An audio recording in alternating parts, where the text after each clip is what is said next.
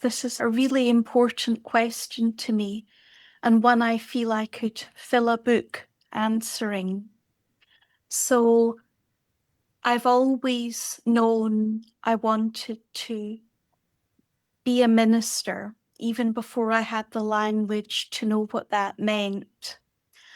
But for many reasons that I won't go into today, I had to wait a very long time to do the training to become a One Spirit Interfaith minister.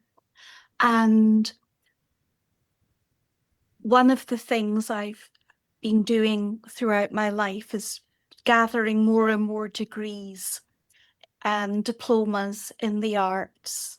So I did a master's degree in Victorian literature, focusing on fantasy and fairy tales and looking at the work of a mystic and minister called George MacDonald. In 2017, since at that time I couldn't do the ministry training, although I was longing to, I decided to follow the dream of doing a PhD. So I started a PhD, and the week that I heard that I'd been accepted to do a PhD was, I think, the same week that my mother was told she had cancer. And my mother had been severely disabled my whole life. So I'd been a carer, a co-carer my whole life. But when she was diagnosed with cancer, and then she was told she'd need intensive chemotherapy, it was all bound up with being told I'd been accepted to do the PhD. And I remember as the PhD was starting, my mum had a chemotherapy, and she'd been given the wrong kind of chemotherapy and it made her very unwell. So she was in hospital. And every day I would go to the hospital and then go to the chaplaincy centre in the hospital, an Interfaith chaplaincy centre. And that chaplaincy centre, although I never spoke to a chaplain, connecting with that space and the peace and going there to pray every day was one of the things that really helped me navigating the journey of my mum's cancer. And then towards the end of my first year of the PhD, my mum died. I was able to complete the first year by the grace of God, but my mum was dying and then died. At that point, I took some time out from my studies because I was in no fit state to continue. And when I tried to go back, sadly, the environment, what can be a very competitive, in some ways it felt spiritually not an environment that was holding me and giving me what I needed at that time.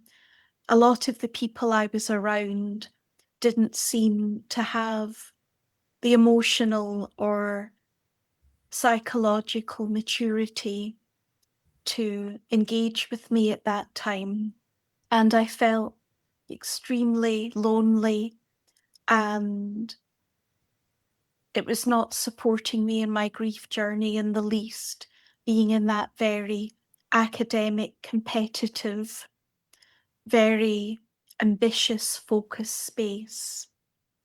And I was so unhappy.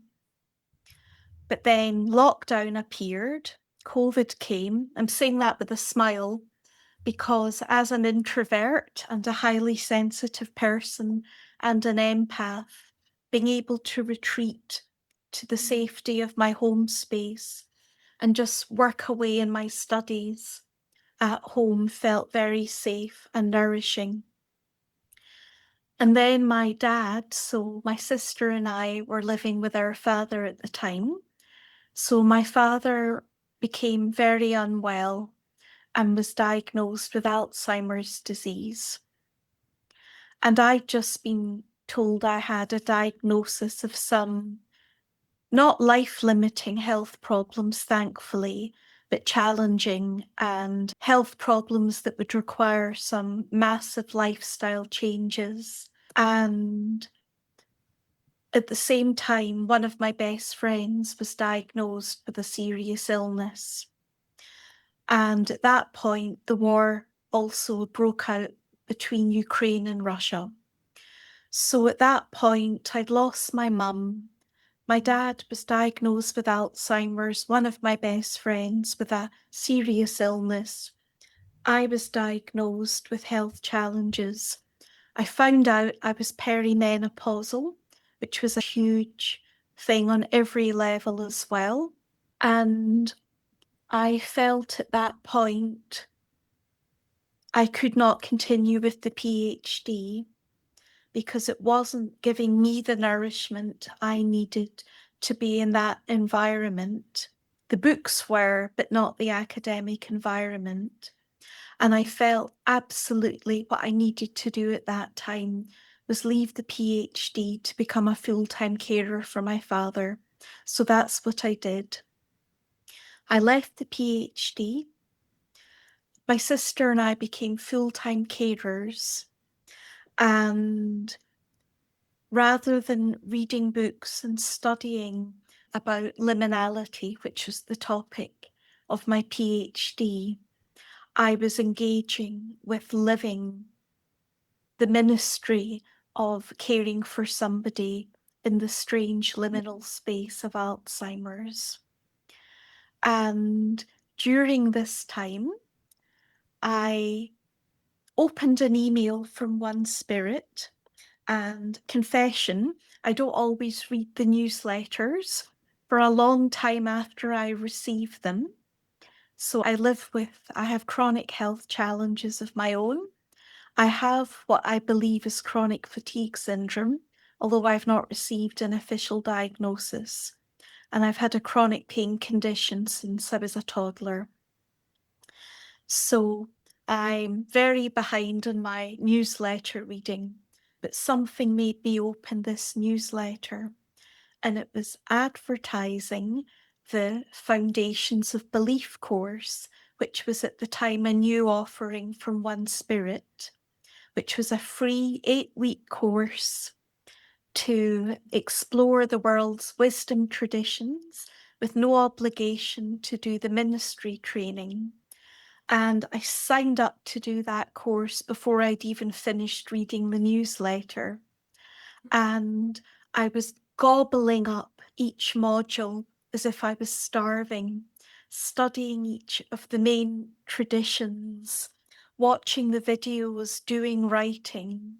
And I was insatiable. And then one week, sneakily in between 2 of the modules, there was an invitation to attend an intro day in a few days' time. I remember I burst into tears and through my tears emailed Maddie to say, yes, please sign me up. I went to that intro day, led by my beloved Nicola Coombe, who had met at my first intro day in 2012. And knew then that I had to do the training, that I didn't know how I would be able to do it. I couldn't travel. I was caring for my father with my own health problems, and I didn't know, but I went in retreat and I prayed and I said to God, if I meant to do this training and become a minister, you will show me the way as possible. You will create the conditions that will allow me to do it. And then I got an email from Maddie saying the training was going to be online with optional retreats. And everything came together in that moment. God did not need another PhD in Victorian fantasy and fairy tales, but perhaps she needed me as a minister and spiritual counselor. So in that moment, everything came together and I was able to complete the training. Despite my health challenges, I was very proud to be, I think, the only person in our class to attend every Wednesday night webinar I remember there was one day I'd been vomiting for, I think it was 14 hours in agony. I felt so unwell with one of the worst migraines of my life, vomiting in utter physical misery. But I made it to that webinar and I gave the blessing for the visiting. It was the rabbi that night, Rabbi Debbie. So my commitment to the course was beyond 100%. I knew I'd come home in every way. And my father is still with us, thank God. He's 88, now living in a care home. And the timing of losing my mum and then starting the training, the grief, I cannot separate the timing of doing the training from my grieving journey. And also the grieving I've been navigating as a 50-year-old woman who will never have children naturally in this life. And my course is not just about grief in terms of the death of somebody, although that is central to it. I'll be looking at or allowing space for every type of grief and loss. And for me, that's the grief of not having children. It can also be for many people the grief of losing a partner through a breakup. It can be the grief of a country, the grief of a dream, the grief of a career. But for me, it was the grief of losing my beloved mother and also the grief of knowing I will never have children naturally in this lifetime.